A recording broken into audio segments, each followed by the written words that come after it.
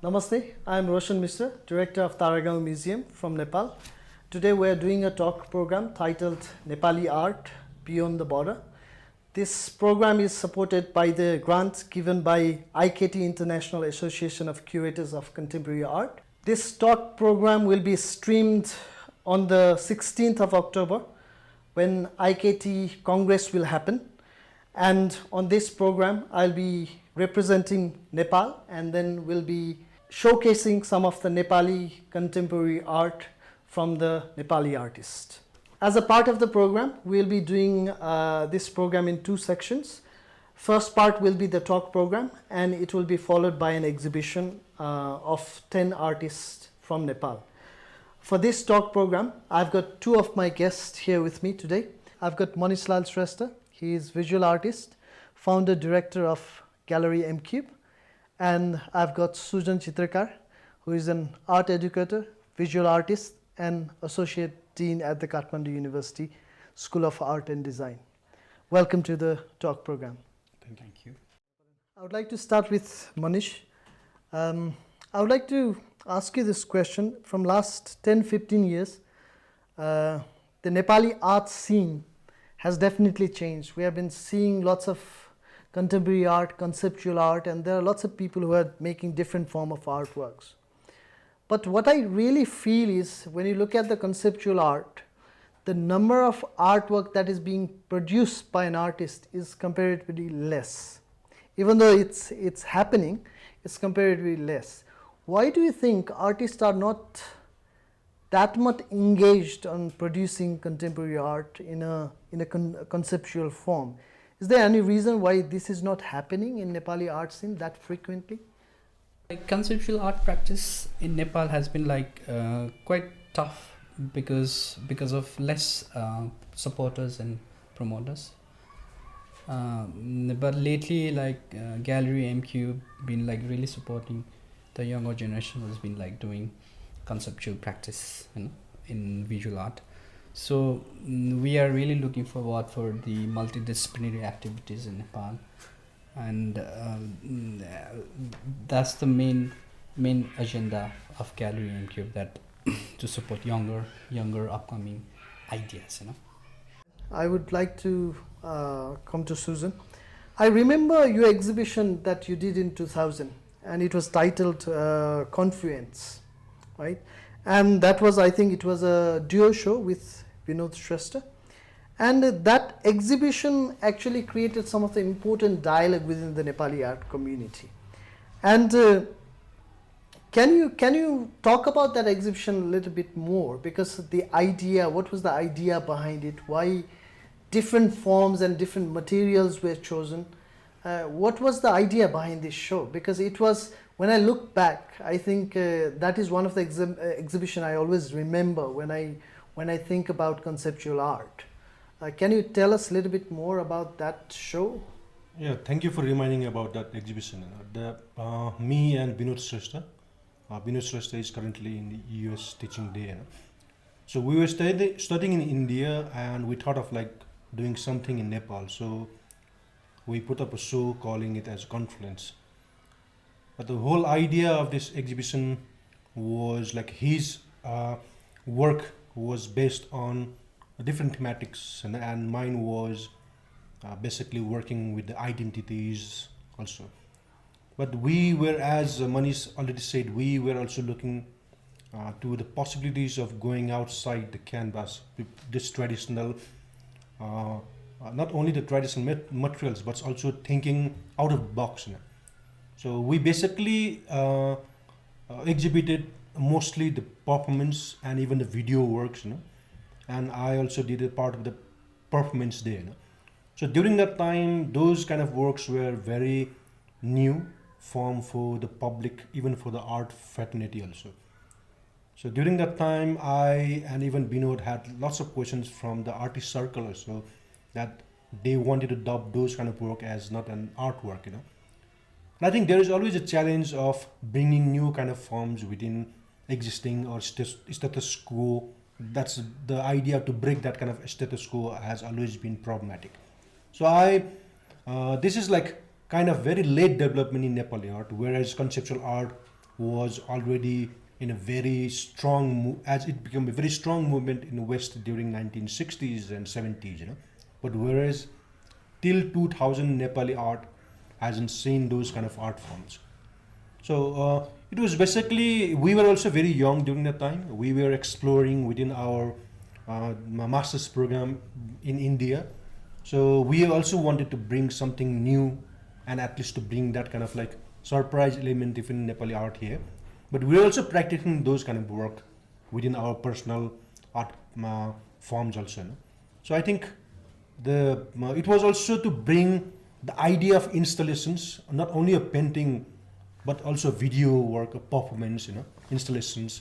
And also main idea is also the making viewers a part of the work, and that was also another challenge that we were facing.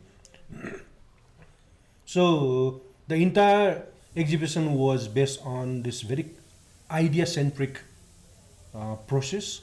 So we were very much sure that what we really want to produce, and so we also had a curator, and I think that was first time that exhibition had a curator in Nepal also.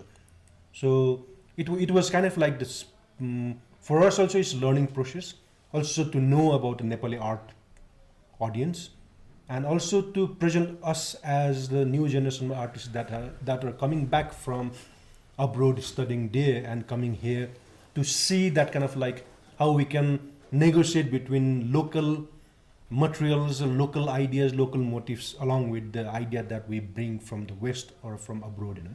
So that was majorly to see the synthesis between the locality as well as the global influences. So that's where I see that work, that entire exhibition. If I stand right now, so I see that exhibition. I just want to take you both a little bit back in time. Both of you were involved into this Sutra group that you guys started with a few other artists. What was the idea behind it when you guys got together and then thought about this group? Why it was really, really important in the Nepali art scene? Why Sutra was so important?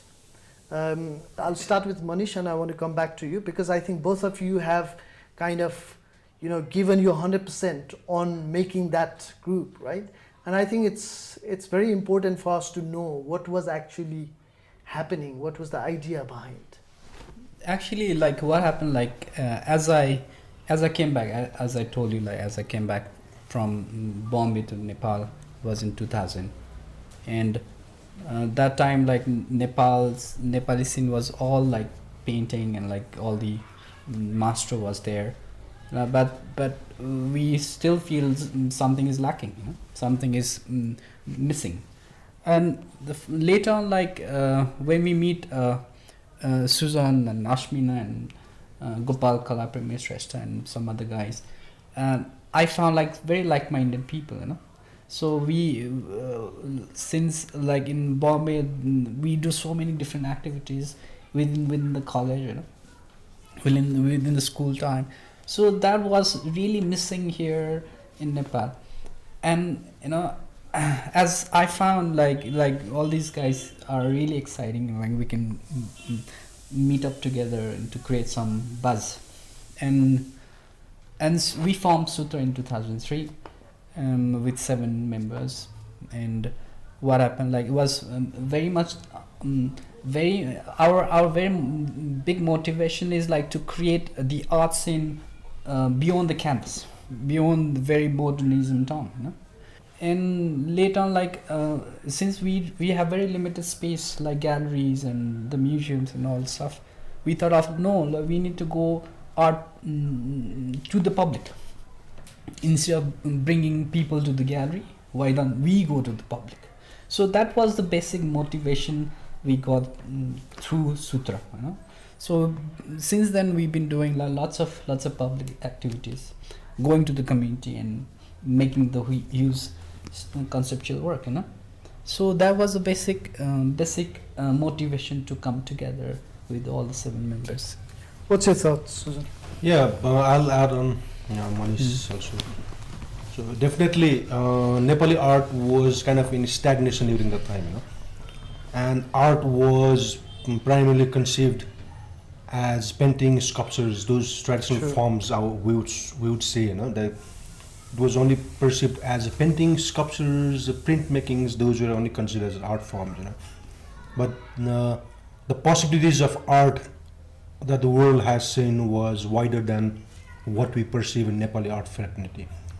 So, as we both and other members of Sutra also wanted to explore beyond those kind of like limitations, So we thought coming together to form a group and to promote those kind of art practices would be crucial here, because during that time we didn't have any patrons, nor like government supports were there. So we had very less buyers, less promoters, and very few galleries. So what we really thought was to come together with like-minded people and bring those kind of like multidisciplinary practices, also to hover around like through other disciplines, other domains also, and also going to the public as a space. Or there are so many possibilities of exhibiting, and even producing work also. So those are the primary factors that we really wanted to bring about in Nepal and just bring those kind of changes here. But apart from that, we were also fortunate to be a part of Triangle Art Trust, and we had Khoz, Vassal from Pakistan, Khoz from India, Tirtha from Sri Lanka, and Brito from Bangladesh. So we also had a very close network with them. So we also got chance to send our Nepali artists there, and bring within the region. We had this chance. Like that was the first time institutionally or organization wise we were exchanging artists. And during that time, like as you know, like we didn't have much of the internet facilities. So having that kind of physical contact with people was very important, and those kind of networkings also happened, and also to learn from each other. Whereas like we have been very Western driven, but also looking at this region was very important. At least to look at what other artists are doing was very important. So that was also another part that we wanted to bring, that kind of networking here. And as you said, like the Sutra was short-lived. It was active for 5 years. But apart from Sutra, the members of the Sutra they have been like continuing with that motivation still now.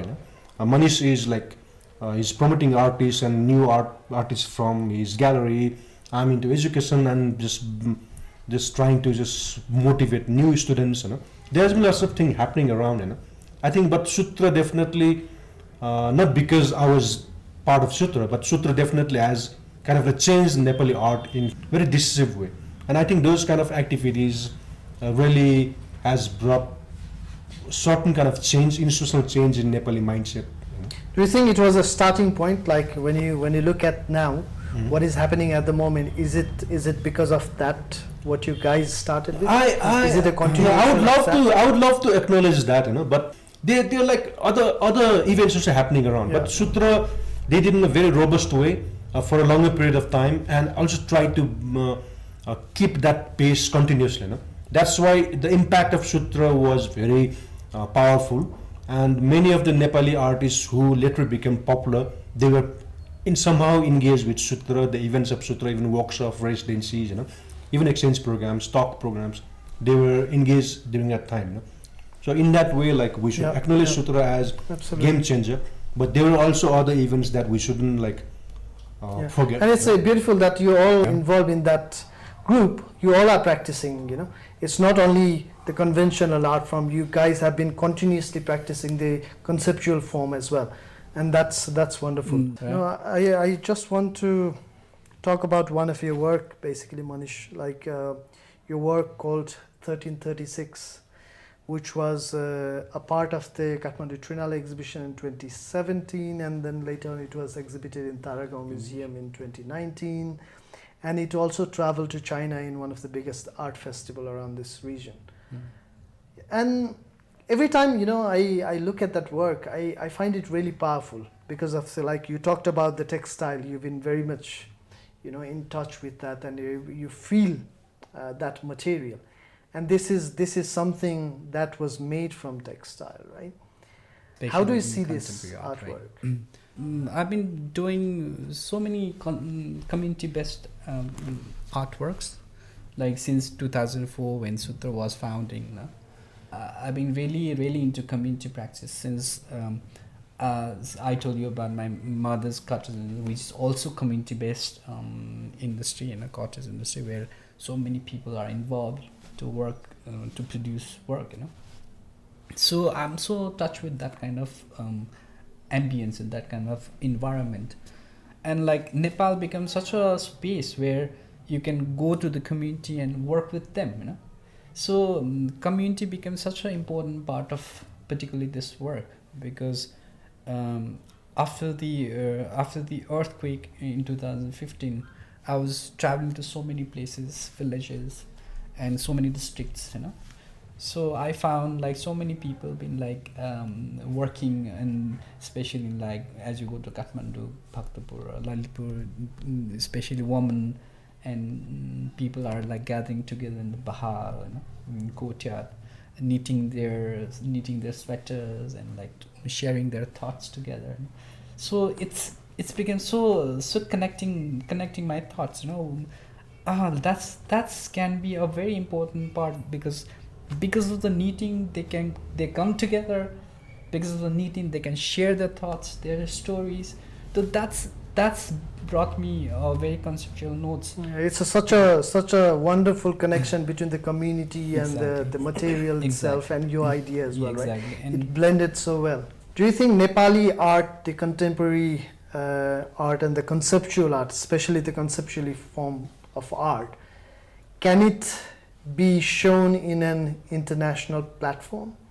Can it get international platform? I would say why not, I Yeah, think of it course. can, but there still needs to be some kind of like rectifications or fine tuning with certain works, and there are very good works which haven't been shown in good gallery in Kathmandu also, they've been lying somewhere. So but I think art is not only about producing something and physical object, and it's also about the different discourse and dialogues also.